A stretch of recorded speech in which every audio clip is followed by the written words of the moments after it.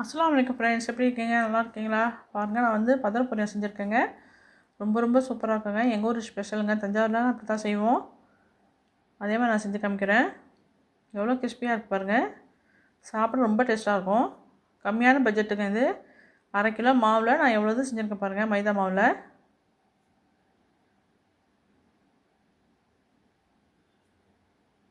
ரொம்ப ரொம்ப சூப்பராக இருக்குங்க. வாங்க எப்படி செய்யலான்னு பார்க்கலாம். அதுக்கு என்னென்ன பொருள் தேவைன்னு பார்க்கலாம். முதல் மாவை பசஞ்சுக்கலாம். மைதா மாவு 1/2 கிலோ சேர்த்துக்கிறேன். ஒரு பவுலில் போட்டுக்கிறேன். லைட்டாக உப்பு போட்டுக்கிறேங்க. இது இனிப்பு பணியாரம், அதனால் உப்பு ரொம்ப போட்டுறக்கூடாது. கொஞ்சமாக சேர்த்துக்கிறேன். தண்ணி கொஞ்சமாக ஊற்றி நான் பிசைஞ்சுக்கிறேன். எடுத்தோடனே ரொம்ப ஊற்றிடக்கூடாதுங்க. தண்ணி கொஞ்சம் கொஞ்சமாக ஊற்றி நம்ம டைட்டாக கொஞ்சம் பிசைஞ்சுக்கணும். பரோட்டாவுக்கு மாவு பிசைகிறாப்புல அந்தளவுக்கு நம்ம பிசைஞ்சுக்கணும்.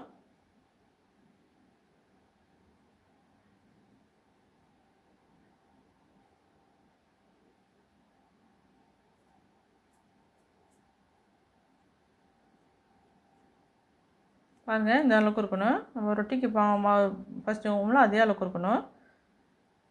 கொஞ்சமாக ஆயில் சேர்த்துக்கிறேன். மூடி போட்டு 1/2 மணி நேரம் ஊற வச்சிடலாம். ஊற வச்ச பிறகு தான் நம்ம செய்யணும். பாருங்கள், வில்லை போட்டு வச்சுருக்கிறேன். மொத்தம் 7 வில்லை கிடச்சிருக்கு. இப்போ நெய் பாருங்கள், 2 மேஞ்சக்கண்டி நெய்யை உருக்கி வச்சுருக்கேன். அரிசி மாவு 2 மேஞ்சக்கண்டி வச்சுருக்கேன். ரெண்டையும் மிக்ஸ் பண்ணி நம்ம ரெடியாக தயார் பண்ணி வச்சுக்கணும். இதை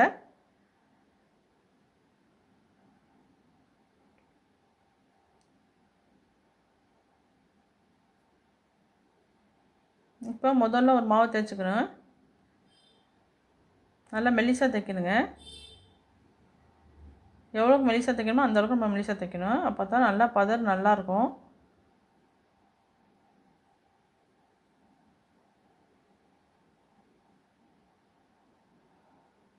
நல்லா விசிற தெரிஞ்சால் நீங்கள் விசிறலாம், இல்லாட்டி மெல்லிசாக தைக்கணும்.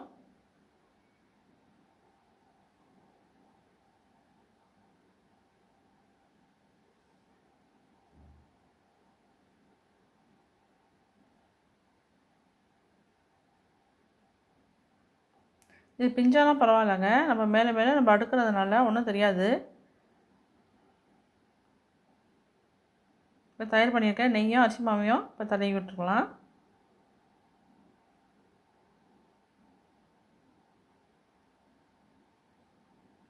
தேய்ச்சி நம்ம ஒன்று மேலே ஒன்று ரோல் சுற்றிக்கிட்டே வரணுங்க. இப்போ மொதல் ரோல் சுற்றிருக்கிறேன். இதுக்கு மேலே மற்றது தைச்சி ரோல் சுற்றிக்கிட்டே வரணும். இப்போ அடுத்ததையும் தைச்சி அதுக்கு மேலே ரோல் சுற்றிக்கணும்.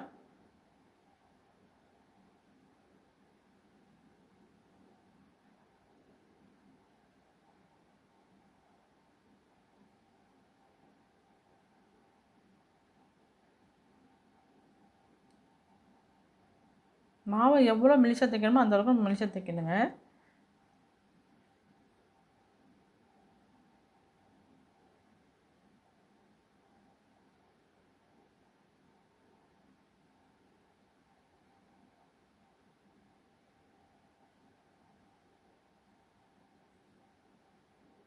இதுக்கு மேலேயும் நெய்யை தடவிக்கலாம். அரிசி மாவு நெய்யை தயார் பண்ணி வச்சுருக்கோம்னா அது தடவிக்கலாம்.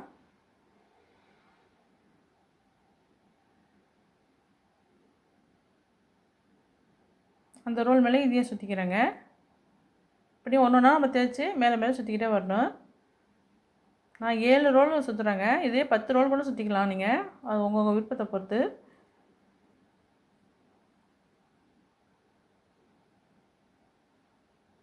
எல்லாத்தையும் தேய்ச்சிட்டு நான் காமிக்கிறேன். பாருங்கள், இது 7வது ரோல் நான் சுற்றிக்கிட்டு இருக்கேன். 10 ரோல் கூட சுற்றிக்கலாம் நீங்கள். இதை அப்படியே வந்து பிளாஸ்டிக் கவரில் போட்டு ஃப்ரிட்ஜில் 1/2 மணி நேரம் வைக்கணுங்க.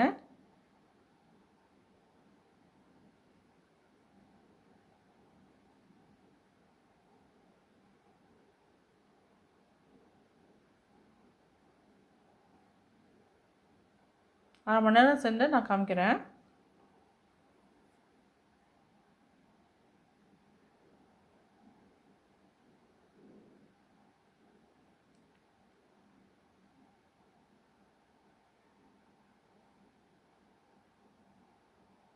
1/2 மணி நேரம் ஆயிடுச்சு. சின்ன சின்ன வில்லையாக போட்டு இப்போ தேய்ச்சிக்கிட்டு இருக்கேன். திருப்பி தேய்க்கிறேன். ரொட்டி எப்படி பரோட்டா தேய்ப்போம் அதே மாதிரி தேய்க்கணும்.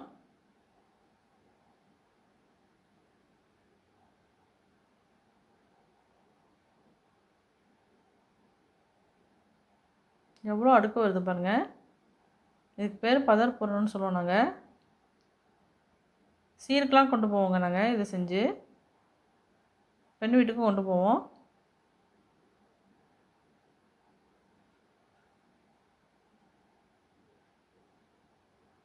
எங்கள் ஊர் தஞ்சாவூர் பக்கம்லாம் ரொம்ப ஃபேமஸுங்க இந்த பணியாரம்.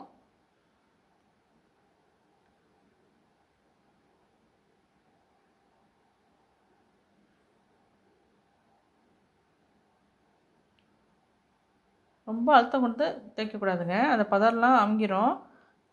ஆனால் லைட்டாக இப்போ தேய்ச்சி விடணும்.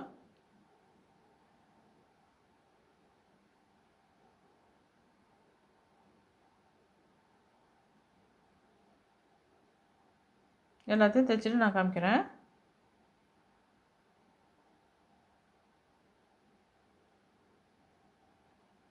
வில்லை போடுறது இப்படி தாங்க போட்டுக்கணும். இந்த அளவுக்கு தான் நம்ம வில்லை போடணும்.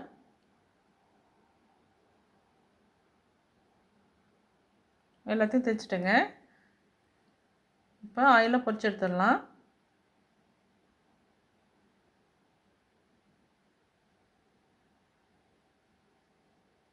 ஆயில் சூடாகிடுச்சு. சூடான பிறகு நம்ம வந்து 3 மூணாக போட்டு பொரிச்சு எடுத்துக்கலாம். இது சின்னதாக இருக்கிறதுனால நான் 3 போட்டிருக்கேன். பெரிய போட்ட மாதிரிதாக்கா நம்ம 2 போட்டால் சரியாக இருக்கும்.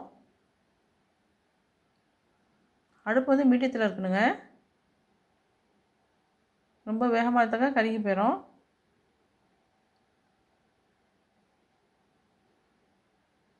லைட்டாக நிறம் மாதிரி வரணும். அப்போ எடுத்துடலாம்.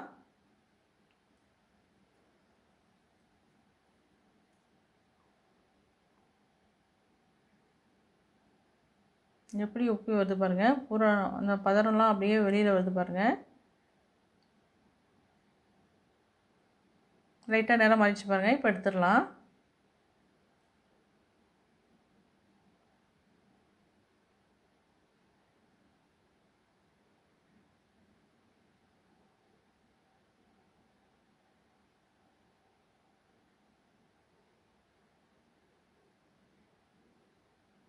ரொம்ப நேரம் வைக்கக்கூடாதுங்க. ரொம்ப அப்புறம் ப்ரௌன் கலராக ஆயிரும். ஆனாக்கா ரொம்ப கொஞ்சம் கசக்கிற மாதிரி போயிடும்.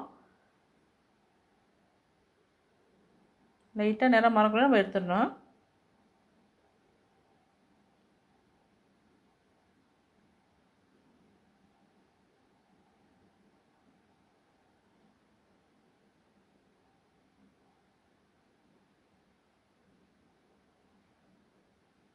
இப்போ எல்லாத்தையும் பொரிச்சு எடுத்துடலாம்.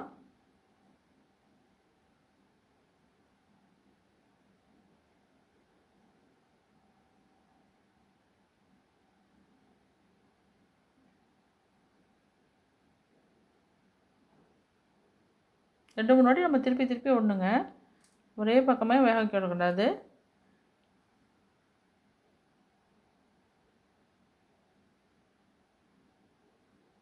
எவ்வளோ அடுக்கு தெரியுது பாருங்கள் பதரில்.